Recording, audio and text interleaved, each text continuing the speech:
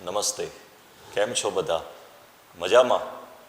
આજે આપણે ગ્રામરના જે બીજો ઇંગ્લિશનું લેક્ચર છે એમાં ગ્રામરનો મોટો પ્રશ્ન, સૌથી વધુ માર્ક્સ હેલ્ડ કરનારો પ્રશ્ન કે જેને એવરગ્રીન ટોપિક કહેવાય. કેમ એવરગ્રીન કહેવાય? કેમ કે એ ધોરણ 9થી માંડી 10, 11, 12 અને તમે કોલેજમાં જશો ત્યાં પણ સાથે રહેશે. કેમ કે કમ્પલસરી ઇંગ્લિશ નામનો ઓલરેડી એક સબ્જેક્ટ આવે છે ને, એમાં પણ આવશે અને તમે કોમ્પિટિટિવ એક્ઝામમાં પણ આવશે. તો આ જે ટોપિક નામ ગેસ કરી શકશો એ છે ઇનડાયરેક્ટ સ્પીચ.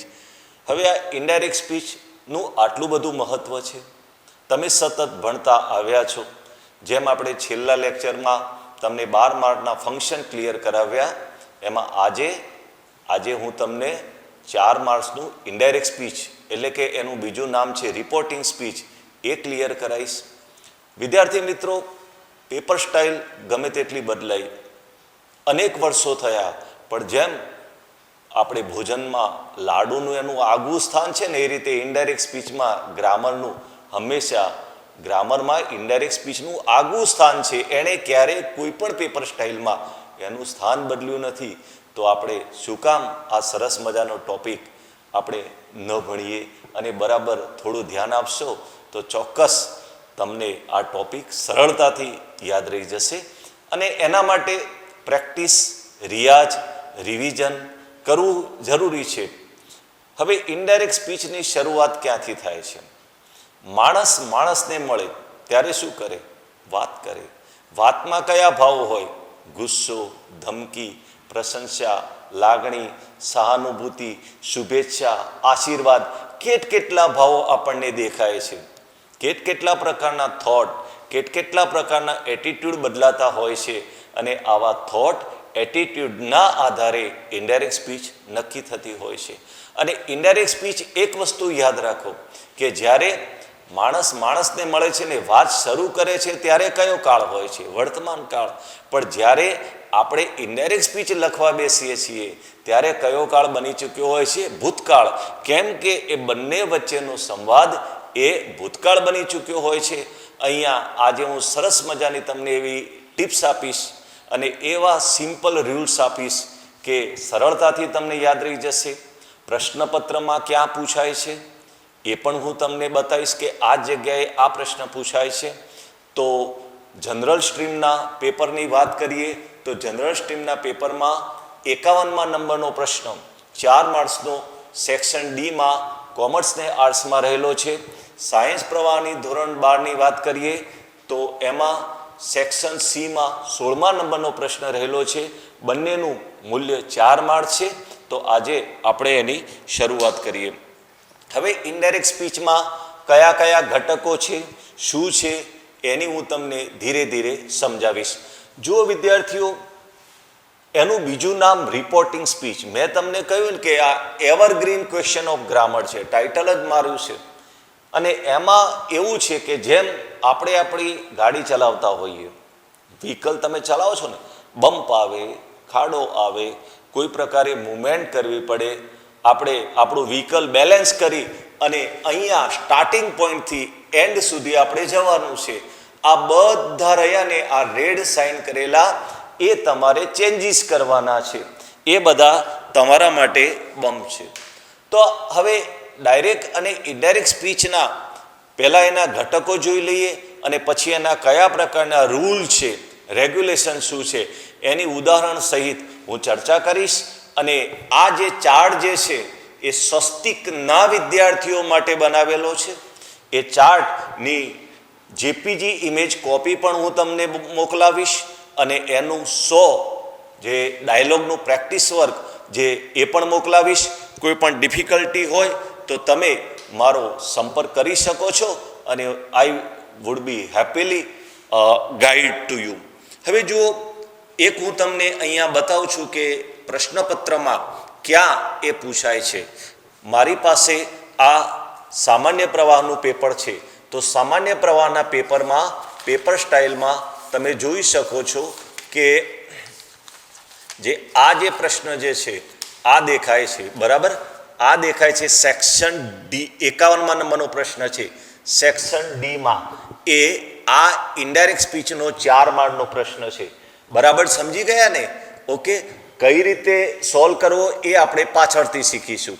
વિજ્ઞાન પ્રવાહના પ્રશ્નપત્રની હું વાત કરું તો વિજ્ઞાન પ્રવાહના પ્રશ્નપત્રમાં પણ હું તમને બરાબર સમજાવું છું કે સેક્શન આ રહ્યું વિજ્ઞાન પ્રવાહનું પ્રશ્નપત્ર. તો વિજ્ઞાન પ્રવાહના પ્રશ્નપત્રમાં પાર્ટ બી જે છે, પાર્ટ બી જે તમને દેખાય છે, પાર્ટ બીમાં સેક્શન સીમાં આ 16મા નંબરનો પ્રશ્ન જે દેખાય છે 4, એ તમારે ઇનડાયરેક્ટ સ્પીચનો પ્રશ્ન છે. અને આ જુઓ બધામાં આ ગ્રામરમાં મોટામાં મોટો પ્રશ્ન આ છે. તો આપણે સારી રીતે તે ભણી લઈએ અને એનો બરાબર અભ્યાસ કરીએ. તો હવે તમે થોડું ધ્યાન અહીંયા આપો તો વધારે ક્લિયર થશે કે અહીંયા Rajesh said to Rashmi, I so your brother here in this park yesterday with my brother. આ એક જૂની પદ્ધતિમાં આ રીતના વાક્યો આવતા હતા. જ્યારે અત્યારે તમે પેપર સ્ટાઇલમાં જુઓ છો કે અત્યારે આ ટાઈપના 4 કે 5 વાક્યો આવશે આ ટાઈપના, અને એમાં આનાથી થોડું એડવાન્સ છે. એકચ્યુઅલી આના કરતાં આ સહેલું છે, પણ તમારે એની પ્રેક્ટિસ, રિયાઝ અને રિવિઝન સતત કરવું પડશે. કેમ કે એમાં નક્કી નથી કે કયું વાક્ય આવશે. માણસ બોલે છે નક્કી હોય છે કયું વાક્ય બોલવાનું છે, માણસને મળે છે, બસ સેમ આ છે. અને આપણે એ પ્રમાણે આપણી ભાષામાં આ બંને વચ્ચેનો વાદ, આ બંને વચ્ચેનો ડાયલોગ આપણી ભાષામાં લખવાનો છે.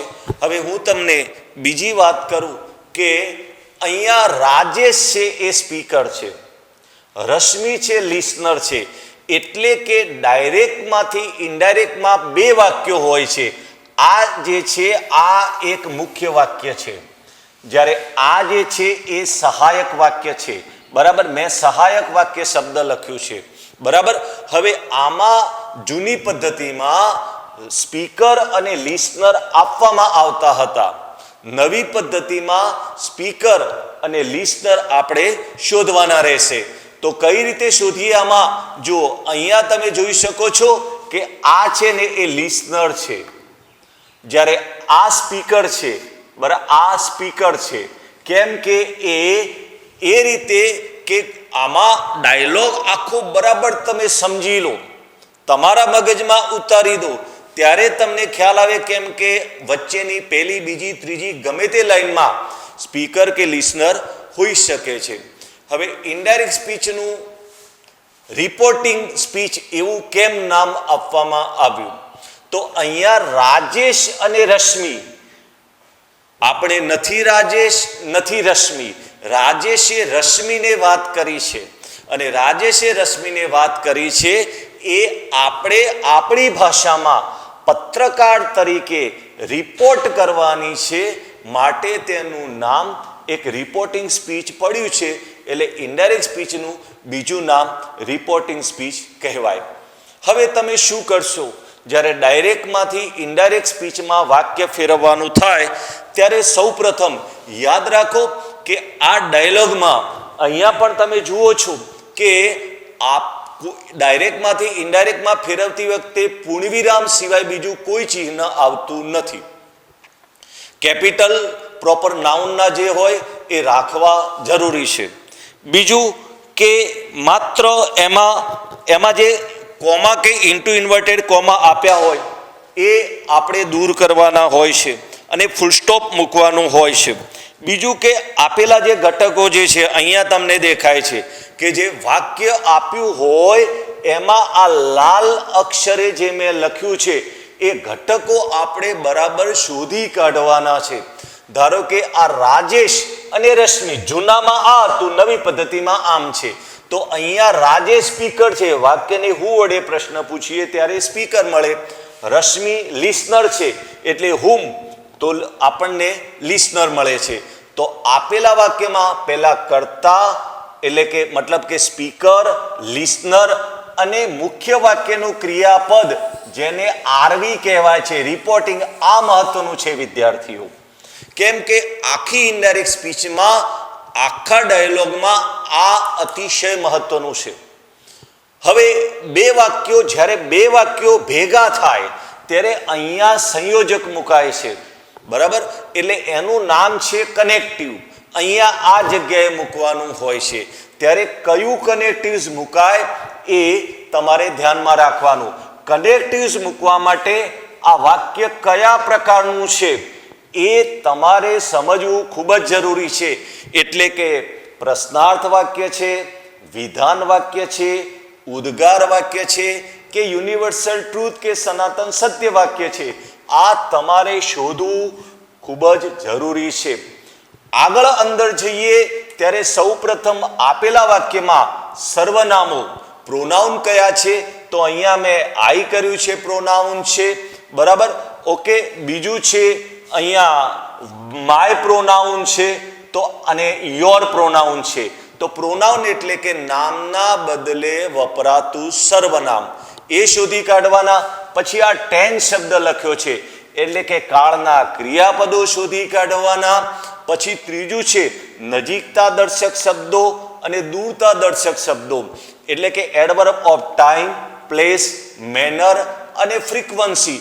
આને બધાને ઓળખવાના છે. કેમ કે આ ફોર્મ હોય કે આ ફોર્મ હોય, આપણે આમાં ફરજિયાત ફેરફાર કરવાના છે. કેમ કે જ્યારે આ વાતચીત થતી હતી ત્યારે એ વર્તમાન કાળ હતો, પણ જ્યારે વાતચીત પૂરી થાય છે ત્યારે એ ભૂતકાળ બની ચૂક્યો હોય છે. માટે આ બધામાં ફેરફાર કરવો પડે છે. જુઓ, હવે તમે જોઈ શકશો કે સેડ ટુનું મેં ટોલ્ડ કર્યું. અહીંયા સંયોજક તરીકે વિધાન વાક્ય હતું તો મેં ધેટ કર્યું. આઈનું રાજેશ પ્રમાણે હી કર્યું. કાળમાં મેં સોનું હેડ સીન કર્યું. યોરનું સાંભળનાર રશ્મિ પ્રમાણે મેં હર કર્યું, બરાબર? હિયર નું મેં ધૈર કર્યું છે, કેમ કે નજીકતા દર્શક શબ્દ દૂરતા દર્શકમાં ફેરવાઈ જાય છે. ધીસનું મેં ધેટ કર્યું છે. યેસ્ટરડેનું ધ પ્રીવિયસ ડે કર્યું છે. અને માયનું અહીંયા રાજેશ નો ભાઈ એટલે કે હિજ કર્યું. આ તમને કદાચ આમાં તકલીફ પડે તો શરૂઆત સાદા વાક્યોથી કરવાની કે રાજેશે રશ્મિને કહ્યું કે મેં તારા ભાઈને અહીંયા આ બગીચામાં મારા ભાઈ સાથે ગઈકાલે જોયો હતો.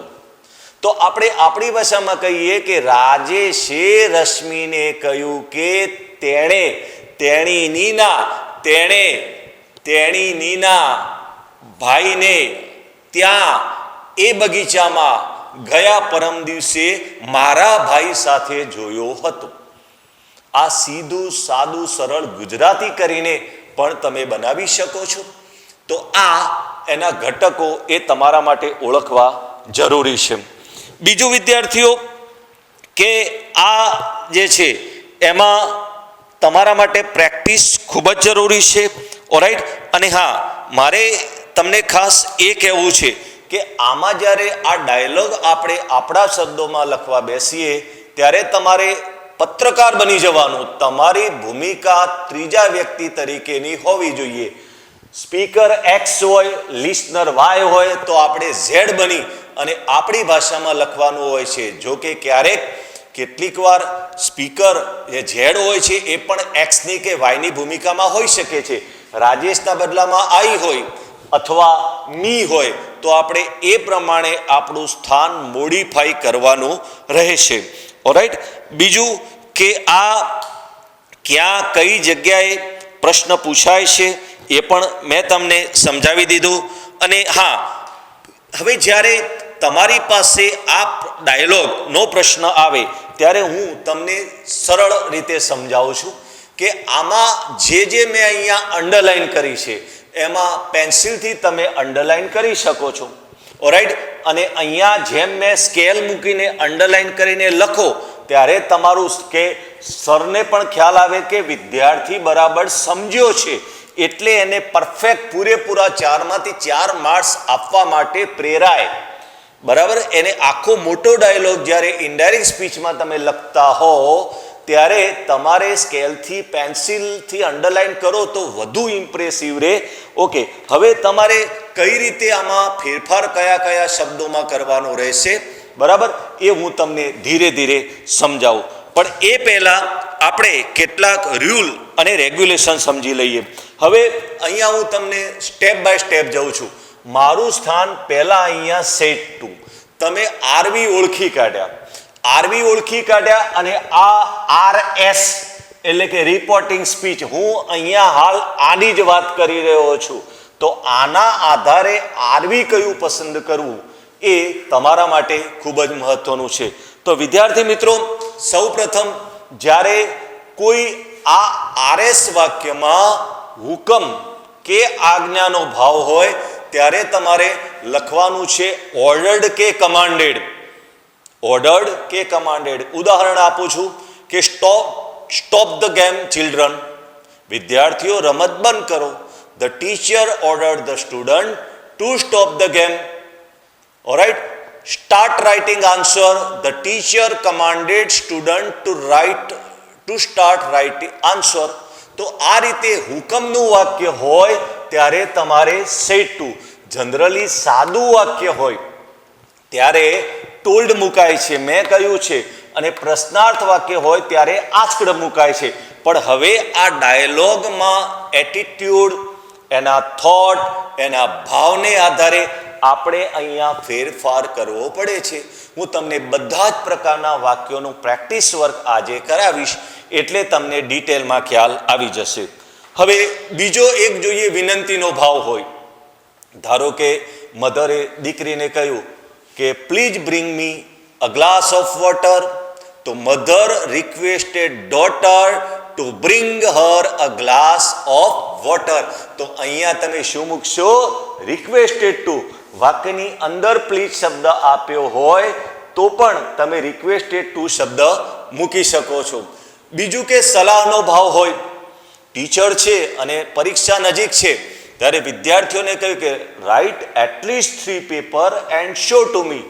The teacher advised student to write at least 3 paper and show him her. તો આ રીતે સલાહનો ભાવ હોય. આમાં સલાહનો ભાવ હોય ત્યારે અહીંયા તમારે એડવાઇઝડ ટુ, ઓલરાઈટ, કે એનો તમારે પ્રયોગ કરવાનો છે. ટીચરે વિદ્યાર્થીઓને સૂચન કર્યું હોય કે read Swastik material for exam. The teacher suggested student to read Swastik teacher prepared material for your better performance in exam. ત્રીજું છે કોઈ સૂચનાનો ભાવ હોય કે વિદ્યાર્થીઓ નાના બાળકો છે અને કહે કે મેક અ ક્યુ, કતાર બનાવો. તો અહીંયા તમે શું લખશો? The teacher instructed the student to make a queue. એના પછી છે કોઈ ઉદ્ગાર કે આશ્ચર્ય વાક્ય હોય. હવે યાદ રાખો, ઉદ્ગાર કે આશ્ચર્ય વાક્યો છે એ મોટાભાગે વોટ કે હાઉથી શરૂ થાય અને એના પછી છેલ્લે ઉદ્ગાર ચિહ્ન આવતું હોય છે. તમને 1-2 એક્ઝામ્પલ આપું. What a beautiful sunset. Alright, તો Jay exclaimed with wonder to Jaya that it was a beautiful sunset. Alright, how lovely child. હવે એમાં કરતા નથી આપ્યું ત્યારે તમારે લખી શકાય કે Jay exclaimed with joy to Jaya that it was a very lovely child. તો અહીંયા તમે ઇટ વોઝ મૂકી શકો છો. ડાયરેક્ટ ઇનડાયરેક્ટ સ્પીચમાં ચાઇલ્ડ અને બેબી એ નક્કી નથી, માટે એમાં ઇટ સર્વનામ એ વાપરવું ઇન્ફન્ટ માટે વધારે પ્રોપર રહેશે. ઉદ્ગાર વાક્યમાંથી તમે વિધાન વાક્ય બનાવો ત્યારે વોટ અને હાઉ નીકળી જાય છે અને એની જગ્યાએ રિયલી, વેરી કે ઇન્ડીડ જેવા શબ્દો મુકાતા હોય છે. પણ યાદ રાખો, વેરીના પહેલા આર્ટિકલ એ અને રિયલી કે ઇન્ડીડ પછી આર્ટિકલ એ કે એન મુકાય છે. It was a very lovely child, it was really a lovely child. તો 2 પ્રકારના વાક્યો આપણે બનાવ્યા. એના પછી છે કોઈ આનંદનો ભાવ હોય. અહીંયા આનંદના ભાવવાળું વાક્ય હોય ત્યારે તમે શું કરશો કે exclaimed with Joy or a delight. Okay, બાળક ઘરે આવીને કે mummy I have won the competition, તો child exclaimed with a joy or delight to mother that he had won school competition that day. બરાબર. એના પછી છે કોઈ દુઃખ કે ગ્લાનિનો ભાવ હોય, બાળકનું મેથ્સમાં પરફોર્મન્સ પુઅર હોય અને ઘરે આવીને ફાધરને વાત કરે, તો child exclaimed with a sorrow to father that his performance had been poor in that test in a maths. Okay, દુઃખનો ભાવ હોય ત્યારે exclaimed with a sorrow તમે મૂકી શકો છો. એના પછી છે ઘૃણા તિરસ્કાર. કોઈ વ્યક્તિ કોઈની તિરસ્કાર કરતો હોય, ઘૃણા કરતો હોય, અવગણના કરતો હોય અને એ પ્રકારનું વાક્ય હોય, તો અહીંયા તમારે પસંદ કરવાનું exclaimed with a disgust. Alright, તો તમે કહી શકો કે આઈ ડોન્ટ લાઈક કેજડ બર્ડ. કોઈ એક્સ વ્યક્તિ વાયને કહે છે, તો જય exclaimed with a disgust to Jaya that he had not liked a caged bird or animal. કોઈ ઘૃણા કે તિરસ્કાર કહે છે કે I don't like your company, તો he said to her that he did not like her company that day. તો આ પ્રકારે exclaimed with a disgust, DIGUST, ઘૃણા કે તિરસ્કારના ભાવ માટે તમે કરી શકો છો. એના પછી કોઈ મતલબ કે ગુસ્સાનો ભાવ હોય, કોઈ ટીચર ગુસ્સામાં આવી અને નાનકડા બાળક વાતો કરતા હોય ત્યારે કે stop talking, the teacher exclaimed with anger that to stop talking to children. એ પણ તમે કરી શકો છો. અથવા told angrily શબ્દનો પણ તમે વાક્યમાં પ્રયોગ કરી શકો છો. The teacher told angrily to student to make a noise in the classroom. આ ભાવ પકડવાના છે ને અહીંયા એ વાક્ય તમારે બનાવવાનું છે. એના પછી ડર કે બીક હોય ત્યારે ટોલ્ડ વિથ અ ફિયર. બાળક છે અને નજીકમાં કોઈ એક પ્રકારનું ફાયર સી ડોગ આવી રહ્યો છે, ઓલરાઈટ, તો mother fire see dog is coming. તો a child exclaimed with a fear to mother that a fire sea dog had been coming to him. એના પછી બીજું કોઈ એવા પ્રકારનો ભાવ હોય અહીંયા કે તમને પ્રશંસા હોય કે you are doing very well. Teacher બાળકની પ્રશંસા કરતો હોય કે તું સરસ મજાનું ચિત્ર દોરી રહ્યો છે. The teacher exclaimed with a praise or exclaimed with a appreciation to child that he had been doing a fine work and his drawing was extremely good. તો એ પ્રકારનું તમે એ શબ્દનો પ્રયોગ કરી શકો છો. કોઈ વસ્તુને ફરી યાદ અપાવવા માટે, એની એ વસ્તુ કોઈ ભૂલી ગયા હોય અને ફરી યાદ અપાવવા માટે ટીચર છે remember don't forget to bring your leave note again. So the teacher reminded a child not to miss leave note again in the classroom. તો એ પણ તમે વાક્યનો પ્રયોગ કરી શકો છો. વિધાન કરવા માટે હવે જનરલી કોર્ટ કે એવું જે ઓફિશિયલ લેટરમાં સ્ટેટમેન્ટ શબ્દનો વધારે પ્રયોગ થતો હોય છે. Alright, now the court is over, now the school is break down. તો judge ordered, the judge stated that the court was over. કોઈ પણ સાદું વિધાન કર્યું હોય ત્યારે અહીંયા સ્ટેટેડ શબ્દ એ તમે ઉપયોગ કરી શકો છો. એના પછી છે માહિતી આપવા માટે. તો કોઈ પણ ધારો કે ટીચરે માહિતી આપી કે જ્યોગ્રાફીમાં પૃથ્વી ગોળ છે, the earth is round. The teacher informed the student that the earth is round. ઈજનું હું વોચ નહીં કરું કેમ કે સનાતન સત્ય છે માટે. એ પણ તમારે યાદ રાખવાનું છે. એના પછી છે કોઈ પણ પ્રકારની ધમકી આપવા માટે. ધારો કે કોઈ લેણદાર છે અને કોઈ વ્યક્તિએ પૈસા રિટર્ન નથી કર્યા ત્યારે કહે છે કે return my money today otherwise I will make a case against you. Okay, તો ધ લેન્ડલોર્ડ થ્રેટન, ધમકી આપવા માટે થ્રેટન શબ્દનો ઉપયોગ કરવાનો છે. The landlord threaten to a servant to return his money that day, otherwise he would fine register a case against him.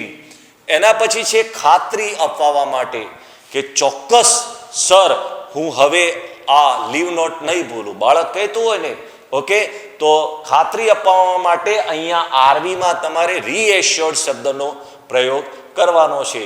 Okay, a student reassured the teacher that he would never miss leave note again in the classroom. એના પછી છે તમારે એકની એક વાત ફરીથી કહેવા માટે. ઓકે, ધારો કે બાળકે પિતાને કહ્યું હોય કે papa don't miss bring a fruit for me, don't miss. તો the child reminded father not to forget to bring a fruit for him. એના પછી જે કોઈ પણ વાતની ટીકા કે ટકોર કરવા માટે કે એનો રૂમ ડર્ટી હોય અને માતા આવીને દીકરીને કહે કે જો કેવો ડર્ટી રૂમ દેખાય છે, તો ધ મધર રિમાર્કડ અથવા told sarcastically, mother told sarcastically to daughter that her room had been very untidy, કે અસ્તવ્યસ્ત રૂમ હતો. એના પછી કોઈ પૂછતાછ કરવા, જનરલી બસ સ્ટેશનમાં કે એમાં જગ્યાએ આપણે પૂછતા હોઈએ છીએ. The passenger inquired to depot manager when the next bus to Ahmedabad would arrive, કે આગળની બસ ક્યારે આવશે. એના પછી છે કોઈ પણ વ્યક્તિ આજીજી કરવા, બહુ કાકલુદી કરતા હોય, આજીજી કરતા હોય, ત્યારે એમાં બેગ્ડ, BEGGED શબ્દનો તમારે પ્રયોગ કરવાનો છે. Alright, a child begged a father to bring him a some almond. એના માટે થોડી બદામ લાવવા માટે જ એણે મતલબ કે બહુ વિનંતી કરી છે. એના પછી છે સહાનુભૂતિ વ્યક્ત કરવા. આપણે કોઈના દવાખાને કોઈના સમાચાર લેવા ગયા હોઈએ અને તમને જલ્દી સાજા થઈ જાઓ, બરાબર, એવી વાત કરીએ, કોઈનું ડેથ થઈ ગયું હોય ત્યારે પણ આપણે દિલાસો આપતા હોઈએ છીએ, ત્યારે તમારે આ શબ્દનો પ્રયોગ કરવાનો છે. Sympathised with, I went to hospital and sympathised with my friend, alright, for speedy recovery on his father's death. ચલો, એના પછી છે આમંત્રણ આપવા, કે આપણે મિત્રને આમંત્રણ આપ્યું કે come and attend a birthday party with me, તો I invited my friend to attend my birthday party and share happy time there. એના પછી છે વર્ણન કરવા. કોઈ સરસ મજાનું દ્રશ્ય જોયું હોય અને વર્ણન કર્યું હોય ત્યારે એના માટે નેરેટેડ શબ્દ અથવા ડિસ્ક્રાઇબ્ડ શબ્દનો ઉપયોગ કરવાનો. Okay, the visitor narrated that the Taj Mahal looked extremely beautiful. એના પછી છે પ્રશંસા કરવા. તો પ્રશંસા કરવા માટે અગાઉ પણ મેં તમને રિપીટ કરાવ્યું કે told admirably, alright, told admire, the teacher told admirably that he had done a sum very well. એણે દાખલો બહુ સરસ રીતે ગણ્યો હતો. હવે કોઈ પણ વ્યક્તિની ધારો કે શુભેચ્છા આપવા માટે કે આપણે પરીક્ષામાં મિત્રો જતા કે best of luck, good luck, અહીંયા આવું હોય, ઓરાઇટ, તો Rajesh વિશ્ડ Rashmi good luck four exam, Rajesh વિશ્ડ Rashmi best of luck four exam.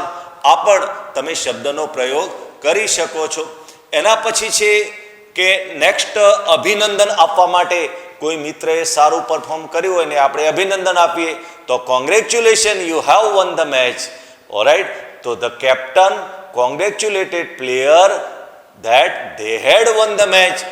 એના પછી છે વાક્યનો કોઈ પણ ભાવ સ્પષ્ટ ન થયો હોય, કોઈ પણ આની અંદર તમને કોઈ સમજ ના પડતી હોય, વાક્યનો ભાવ સ્પષ્ટ ન થયો હોય, ત્યારે સ્ટેટેડ, STATED આ શબ્દનો પ્રયોગ કરી દેવાનો.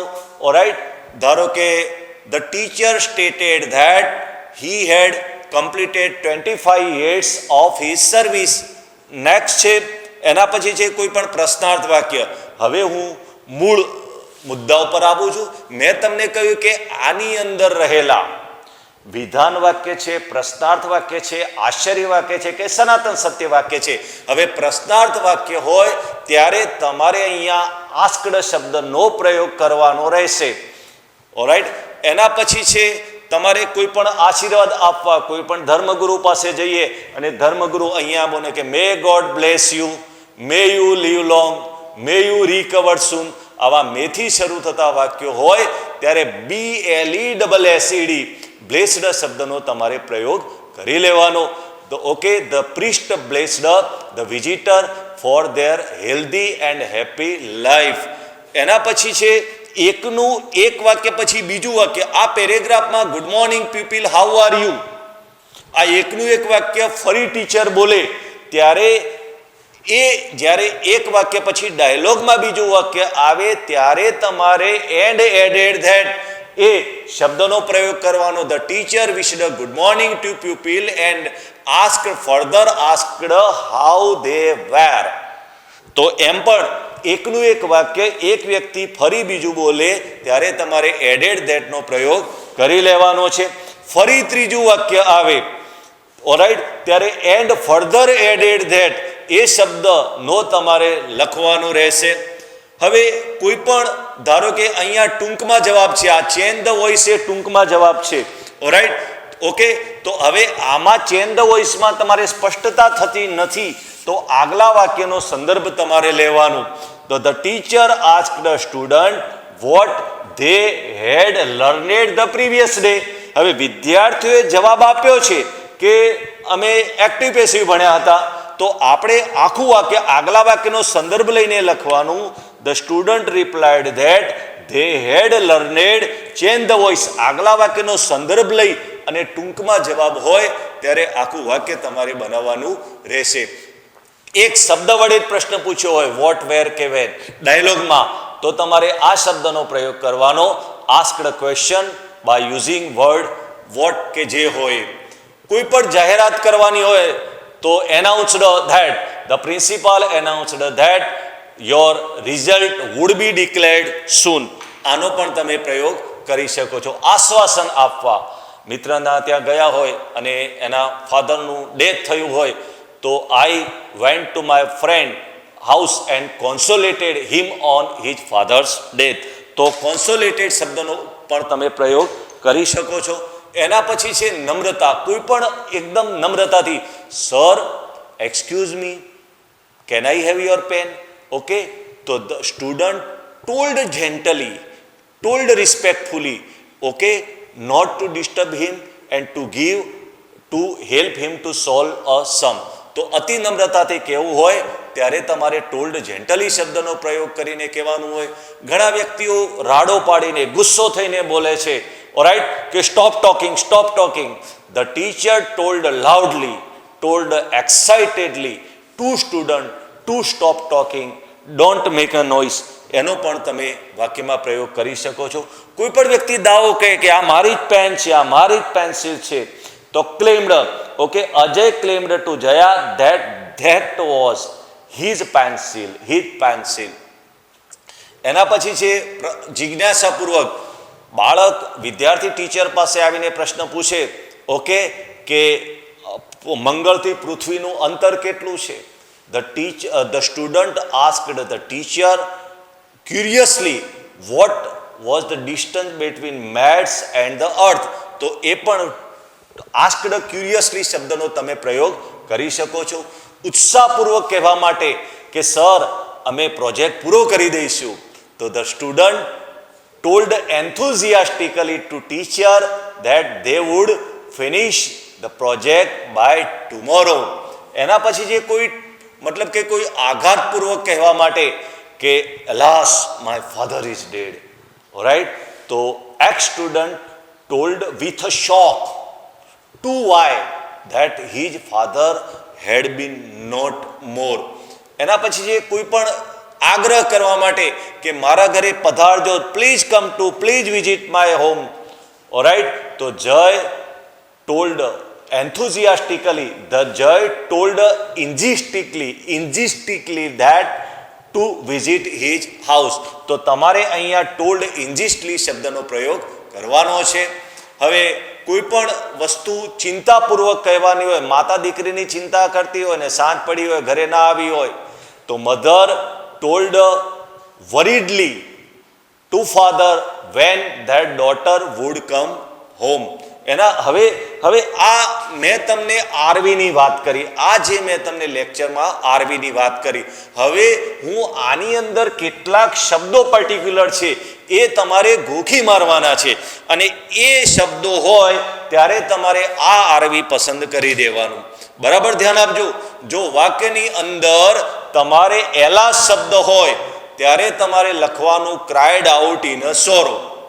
વાક્યની અંદર alas, she is no more, she cried out in a sorrow that her daughter was no more. એના પછી જે વાક્યમાં સર કે મેડમ હોય ત્યારે told with a respect, sir can I come, may I come. The student told with a respect to teacher that he would come. એના પછી વાક્યની અંદર ડિયર શબ્દ છે, હાલમાં કહીએ કે ડિયર, તો તમારે આરવીમાં ટોલ્ડ લવિંગલી એ શબ્દનો પ્રયોગ કરી દેવાનો. વાક્યની અંદર થેન્ક્સ શબ્દ છે, okay, thanks for your help, તો student thank the teacher for their help. વાક્યની અંદર લેટ્સ, આ વસ્તુ યાદ રાખજો, કેમ કે વિદ્યાર્થીઓ આમાં ઘણી આવી ભૂલો કરે છે. લેટ્સ આમ પણ હોય અને લેટ્સ આમ પણ હોય, બરાબર, આમ પણ હોય. ત્યારે આ છૂટું પાડેલું હોય કે ભેગું હોય ત્યારે અહીંયા શું કરશો? ચાલો, વિદ્યાર્થીઓ ટીચરને કહ્યું કે આપણે રમત રમીએ, અંતાક્ષરી રમીએ. The student proposed to teacher to play antakshari. એમ પણ બનાવી શકાય કે પ્રોપોઝડ ટુ, તમારે અહીંયા આરવી લખવાનું. The student suggested to teacher that they should play antakshari. એમ પણ લખવાનું. કોઈ વિદ્યાર્થીને રજા જોઈએ છીએ અને ઘરે જવું છે, ઓકે, તો let me go home sir, તો the student requested teacher to go him home, allow him to go. તો ભેગું હોય ત્યારે પ્રોપોઝડ ટુ, છૂટું હોય ત્યારે તમારે રિક્વેસ્ટેડ શબ્દનો પ્રયોગ કરી દેવાનો રહેશે લેટમાં, ઓકે. એના પછી કોઈ અંદર વાક્યની અંદર ગુડલક શબ્દ હોય ત્યારે તમારે વિશ્ડ ગુડલક એ તમારે લખી કાઢવાનું રહેશે. હેપી બર્થડે હોય આની અંદર ત્યારે તમારે વિશ્ડ હેપી બર્થડે લખવાનું. વાક્યની અંદર પ્રશંસા દર્શાવતો ફાઇન શબ્દ હોય તો exclaimed with a praise, exclaimed with an appreciation શબ્દ તમારે લખી કાઢવાનો. વાક્યની અંદર હુર્રે શબ્દ હોય, બાળકો કહે ને કે hurray we have won the match sir, okay, the children exclaimed with a joy, delight that they had won the match. વાક્યની અંદર વેલકમ શબ્દ હોય, okay, welcome to my sweet home, alright, તો the host welcomed guest to that sweet home. એના પછી છે good morning કે good night શબ્દ હોય આની અંદર, અહીંયા આ રહ્યું, તો એમાં શું લખવાનું? વિશ્ડ good morning, alright, good night કે ગુડ ઇવનિંગ જે હોય.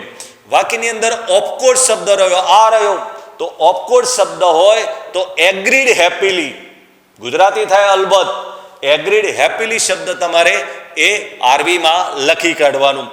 વાક્યની અંદર કેટલીક વાર યસ કે no, will you come with us, yes, okay, તો boy asked father if he would come with him, તો ફાધર રિપ્લાયડ પોઝિટિવલી, અને નો કહે તો રિપ્લાયડ નેગેટિવલી. એના પછી વાક્યની અંદર વેલ ડન શબ્દ હોય ત્યારે તમે શું લખશો? Exclaimed with a praise.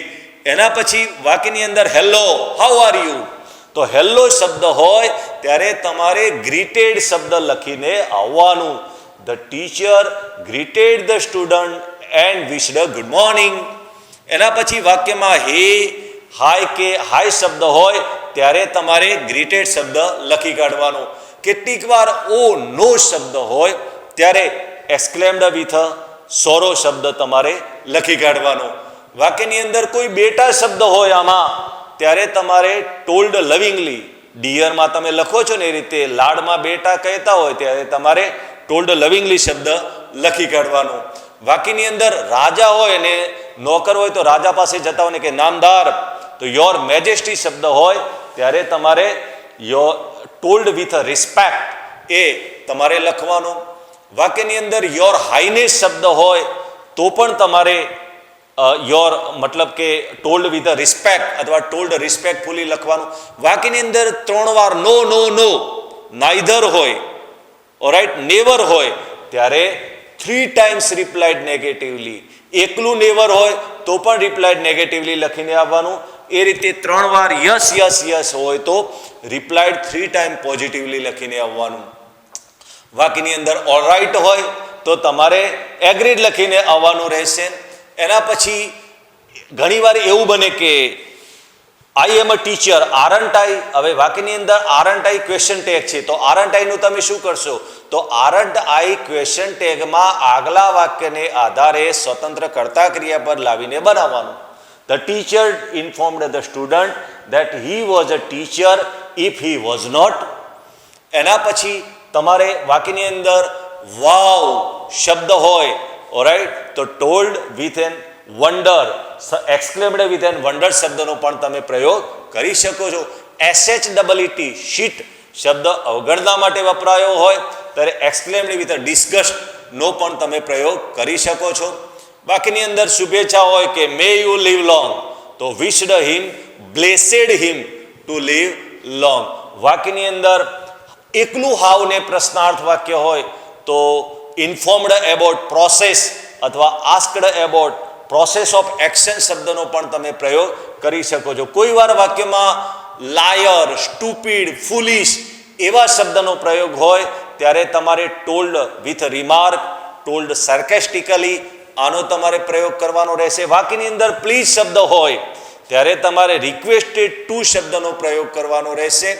વાક્યની અંદર માય પ્લેઝર શબ્દ હોય ત્યારે એક્સક્લેમ્ડ વિથ જોય નો પ્રયોગ કરવાનો રહેશે.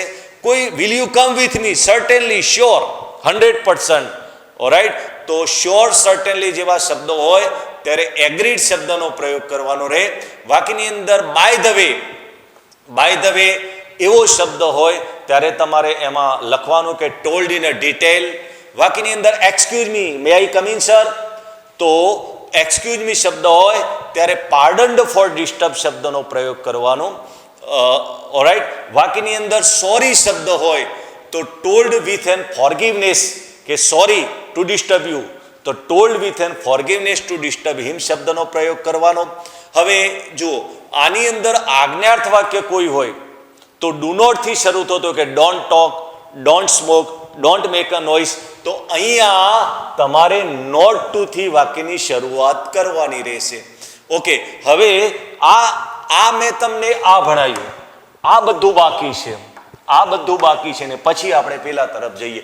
હવે અહીંયા આયા છીએ આપણે, તો અહીંયા સાદું વાક્ય હોય ત્યારે તમે સંયોજકોમાં, કેમ કે 2 વાક્યો આપણે ભેગા કરીએ છીએ ત્યારે આપણે ધેટ લખીએ છીએ, પણ જ્યારે આ વાક્ય પ્રશ્નાર્થ વાક્ય હોય અને પ્રશ્નાર્થ વાક્ય WH એટલે કે હુ, હુમ, વેર, વેન, વિચ, વાય થી શરૂ થતું હોય કે હાઉ થી શરૂ થતું હોય ત્યારે જે તે શબ્દ એ અહીંયા સંયોજક એટલે કે કર્તાની ભૂમિકામાં થશે. પણ એ સિવાય આ પ્રશ્નાર્થ વાક્ય do, does, did, will, shall, can, may, might, could, would, should એ સિવાયથી શરૂ થતું હોય ત્યારે અહીંયા ઇફ મૂકવાનું રહેશે. યાદ રહ્યું બરાબર કે અહીંયા તમારે પ્રશ્નાર્થ વાક્યમાં સંયોજક તરીકે ઇફ મૂકવાનું રહેશે. એ બરાબર યાદ રહી ગયું ને? ઓકે, હવે આની અંદર આપણે આવીએ છીએ એટલે કે સર્વનામો. આ એક સર્વનામ, આ બીજું સર્વનામ માય અને આ ત્રીજું સર્વનામ યોર. તો હવે યાદ રાખો સર્વનામોમાં આપણે કયા કયા ફેરફારો કરવાના રહેશે. એટલે કે પહેલા પુરુષના સર્વનામો I, we, me, my, our, ours, myself, ourself પહેલા પુરુષના સર્વનામો હોય. જો અહીંયા આઈ હતું તો આપણે રાજેશ પ્રમાણે ફેરફાર કર્યો, બરાબર, આઈનું મેં અહીંયા હી કરી દીધું. બીજું કે સામેવાળું જે બીજો પુરુષ સર્વનામ છે કે યુ, યોર, યોર સેલ્ફ, તો એનું સાંભળનાર પ્રમાણે ફેરફાર કરી દેવાનું, બરાબર. તો અહીંયા તમે જોઈ શકો છો કે જો અહીંયા યોર હતું તો સાંભળનાર કોણ હતું? રશ્મિ. રશ્મિ કર્મ સ્થાને છે માટે અહીંયા મેં હર કરી દીધું, બરાબર. ત્રીજું સર્વનામ એ હતું કે માય હતું તો ત્રિરાશી મળવાની, આઈ હોય તો માય, તો રાજેશ હોય તો અહીંયા શું આવે? હીજ આવે. કેમ કે આપણે નથી રાજેશ, નથી રશ્મિ, આપણે રિપોર્ટર છીએ અને રિપોર્ટિંગ સ્પીચ બનાવી રહ્યા છીએ. એના પછી છે આગળ જરા જોઈએ તો ત્રીજા પુરુષના સર્વનામો એટલે કે he, him, his, her, it, they, themself, their, theirs, his, herself. આમાં કોઈ ફેરફાર થતો નથી અને એ તટસ્થ રહે છે. બીજું કે જ્યારે તમે સ્પીકર કે લિસનર શોધો ત્યારે અહીંયા મેલ છે કે ફિમેલ, એક વચન છે કે બહુવચન, એ અને તમારું સ્થાન અહીંયા સ્પીકર કે લિસનરમાં છે કે નહીં એ પણ ઓળખવું જરૂરી છે. કેમ કે ઇનડાયરેક્ટ સ્પીચનો સંપૂર્ણ આધાર એના ઉપર રહેલો હોય છે. હવે આગળ જરા જોઈએ તો હવે હું અંદર આવું છું, બરાબર. હવે હું અહીંયા આ જ્યારે બોલ્યા હતા ત્યારે વર્તમાન કાળ હતો, પણ જ્યારે આપણે લખીએ છીએ ત્યારે ભૂતકાળ બની જાય છે. માટે નજીકતા દર્શક શબ્દો દૂરતા દર્શક શબ્દોમાં ફેરવાઈ જાય છે, જેને adverb of time, place, manner એ કહેવાય છે. તો કયા ફેરફારો કરવાના? ગોખી મારવાના કે ધીસનું ધેટ, ધીજનું ધોજ, નાવનું ધેન, ટુડેનું ધેટ ડે, ટુનાઇટનું ધેટ નાઇટ, ટુમોરોનું ધ નેક્સ્ટ ડે અથવા ધ ડે આફ્ટર ટુમોરો, યસ્ટરડેનું ધ પ્રીવિયસ ડે, લાસ્ટનું પ્રીવિયસ, પછી લાસ્ટ મંથ હોય, વીક હોય કે ગમે તે હોય, નેક્સ્ટનું ફોલોવિંગ, નેક્સ્ટ મંથ હોય, વીક હોય કે સેન્ચુરી હોય, એગોનું બિફોર, ધજનું સો અથવા ઇન ધેટ વે, હિયરનું ધેર, એના પછી છે હેન્સનું ધેન્સ, THENC, ધીજનું ધોજ, હાઈધરનું ધાઈધર અને કમનું ગો કે બોલનાર અને સાંભળનાર બંને સાથે ક્યાંય જવાના હોય તો okay, I will come with you to the market tomorrow, તો he would go with her to market the next day. કેમ કે બોલનાર ને સાંભળનાર બંને સાથે જવાના છે માટે કમનું ગો આપણે કરી દેવાનું. એમિજારનું વોજ વેર, વોજ વેરનું હેડ બીન, હેજ હેવનું હેડ, શેલ વિલનું ઘણા શૂડ કરે છે, શેલ વિલનું આપણે વુડ કરી દેવાનું. કેનનું કુડ, મેનું માઇટ, ડીડ નોટનું હેડ નોટ પ્લસ V3. આ જે શબ્દો છે કાયમ તમારે ચિઠ્ઠી ખિસ્સામાં રાખવાની અને સતત પ્રેક્ટિસ કરવાની. કેમ કે ગમે તે હોય આમાં ફેરફારો તો કરી જ દેવાના. હવે આપણે આમાં આવીએ છીએ આ ટેન્સમાં. કાળમાં ફેરફાર. ગ્રામરમાં આપણે ત્યાં 9 કાળ હોય છે, બરાબર. તો 9 ટેન્સમાં તમારે ફેરફાર કરવાના રહેશે. 3 સાદા, 3 ચાલુ અને 3 પૂર્ણ. તો સાદો વર્તમાન કાળ સાદા ભૂતકાળમાં ફેરવાય છે. આઈ રાઇટ અ લેટર, તો હી રોટ અ લેટર. સાદો ભૂતકાળ એટલે કે પૂર્ણ ભૂતકાળમાં ફેરવાય છે. I wrote a letter, he had written a letter. સાદો ભવિષ્યકાળ એમાં શેલ વિલનું વુડ થઈ જાય. I shall write a letter, તો he would write a letter. હવે 3 ચાલુ કાળ જરા જોઈ લઈએ કે આઈ એમ રાઇટિંગ અ લેટર, તો હી વોઝ રાઇટિંગ અ લેટર. ચાલુ વર્તમાન કાળ ચાલુ ભૂતકાળમાં ફેરવાય. ચાલુ ભૂતકાળ ચાલુ પૂર્ણ ભૂતકાળમાં ફેરવાય. He was writing a letter, he had been writing a letter. એના પછી છે ચાલુ ભવિષ્યકાળ shall will be writing, I will be writing a letter tomorrow, તો I would be writing a letter tomorrow. હવે 3 પૂર્ણકાળ લઈએ તો પૂર્ણ વર્તમાન કાળ પૂર્ણ ભવિષ્યકાળમાં ફેરવાય છે. પૂર્ણ વર્તમાન 3 પૂર્ણકાળ પૂર્ણ વર્તમાન કાળ પૂર્ણ ભૂતકાળમાં ફેરવાય છે. I have written a letter, he had written a letter. પૂર્ણ ભૂતકાળમાં કોઈ ફેરફાર થતો નથી. આઈ હેડ રિટન અ લેટર નું એનું એ જ રહે છે. અને પૂર્ણ ભવિષ્યકાળ I shall have written a letter, he would have written a letter. ભવિષ્યકાળમાં શેલ વિલનું વુડ જ કરવાનું રહે. હવે કેટલાકમાં એક વસ્તુ આ શોર્ટ કી બહુ જરૂરી છે કે ધેટ મૂકવું, ઇફ મૂકવું કે WH મૂકવું, પણ હું જે શબ્દોનું લિસ્ટ આપું એના પછી છે ડાયરેક્ટ તમારે ટુ મૂકી અને ક્રિયાપતિ વાક્ય સ્ટાર્ટ કરી દેવાનું. તો આ શબ્દો છે requested, suggested, commanded, ordered, threatened, proposed, warned, demanded. આના પછી ટુ આવે. અથવા ધારો કે વાક્યની અંદર હોય કે be happy, be happy, okay. તો the priest wished visitor to be happy. તો એની અંદર ઓકે કોઈ એમ કહે છે કે stop talking, the teacher order the student to stop talking, તો એમાં આ પ્રકારના જે ક્રિયા અવતરણ ચિહ્નોની અંદર ડાયરેક્ટ ક્રિયાપદથી વાક્ય શરૂ થતું હોય ત્યારે તમારે ટુ પ્લસ ક્રિયાપદ મૂકીને આવવાનું રહેશે. આ હતા તમારા સિમ્પલ રૂલ્સ એન્ડ રેગ્યુલેશન પ્રશ્નાર્થ વાક્યનું. જ્યારે આપણે વિધાન વાક્ય કરીએ છીએ ત્યારે એમાં પ્રથમ કર્તા ક્રિયાપદ અને પછી કર્મ મુકાય છે. ધારો કે અહીંયા હવે આ હું તમને કરીને બતાવું છું કે જો હવે જ્યારે તમારે પરીક્ષા માટેની ટિપ્સ છે કે આની અંદર જ્યારે તમારે પેપરમાં આ ડાયલોગ આવે ત્યારે તમારે આ વાક્ય કોણ બોલે છે, આ વાક્ય કોણ બોલે છે એ આ રીતે સાઈડમાં લખી કાઢવાનું, એટલે ભૂલ થાય નહીં. બીજું કે જે શબ્દો મેં તમને ભણાવ્યા એમાં ફેરફાર કરવાનો હોય એમાં તમારે આ રીતે અંડરલાઈન કરાવી દેવાની રહેશે. ઓકે, સહાયક ક્રિયાપદ તરીકે ડુ ડઝ ડીડ હોય તો નીકળી જાય, આમાં યુમાં ફેરફાર કરીશું, આમાં યેસ્ટરડેમાં કરીશું. બરાબર. બીજું કે આ જે મેં શબ્દો તમને સમજાવ્યા એમાં ફેરફાર કરવાનો હોય એમાં અંડરલાઈન કરી દેવાની અને એ તમારા માટે એકદમ સરળ બાબત બની જશે. બરાબર. તો અહીંયા જરા ધ્યાન આપો. ઓકે, હવે આમાં નક્કી નથી બોલનાર કોણ છે ને સાંભળનાર કોણ છે, પણ આપણે વાક્યનો ભાવ જોઈએ ત્યારે આપણને ખ્યાલ આવે. પ્યુપિલને કોણ સંબોધન કરે? The teacher. The teacher wished good morning to pupil. એટલે સ્પીકર ટીચર, લિસનર પ્યુપિલ. વિદ્યાર્થીઓએ વળતો જવાબ આપ્યો કે સાહેબ very good morning. Okay, the student sir છે તો the student told respectfully to teacher and wished very good morning. Okay, હવે ટીચરે પ્રશ્ન પૂછ્યો છે. ધ ટીચર આસ્ક્ડ સ્ટુડન્ટ, કેમ કે આ પ્રશ્નાર્થ વાક્યનો પ્રકાર છે. તો the teacher asked student what they, સાદો ભૂતકાળ છે, હેડ લર્નેડ ધ પ્રીવિયસ ડે. હવે આખો વાક્યમાં the student replied that they had learned change the voice. હવે આ લેટ્સ ભેગું હોય તો proposed. ઓલરાઈટ, તો the teacher proposed a student to learn a reporting speech that day. તો ઓકે શબ્દ હોય તો મેં તમને હમણાં સમજાવ્યું કે agreed.